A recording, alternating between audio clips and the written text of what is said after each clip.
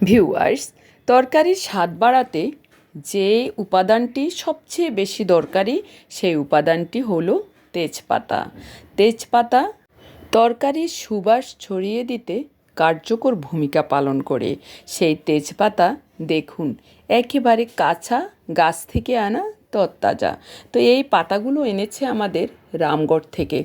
ওখানে আমাদের গাছ আছে, সেখান থেকে এই সুন্দর তেজপাতাগুলো তুলে এনেছে। দেখে আমার কাছে বেশ ভালো লেগেছিল বলে একটু ভিডিও ধারণ করেছি। কারণ আমরা সকলেই শুকনা তেজপাতা দেখি, কিন্তু কাঁচা এরকম সবুজ তেজপাতা প্রায় কমই দেখা যায়। সেজন্য এই তেজপাতাগুলো দেখার সঙ্গে সঙ্গে একটু ভিডিও নিয়েছি। তো দেখুন একেবারে সবুজ, আর দারুণ একটা স্মেলও আছে। তবে শুকানোর পরে যে স্মেলটা বের হয়, কাঁচা থাকাকালীন অন্য ধরনের স্মেল। ধন্যবাদ।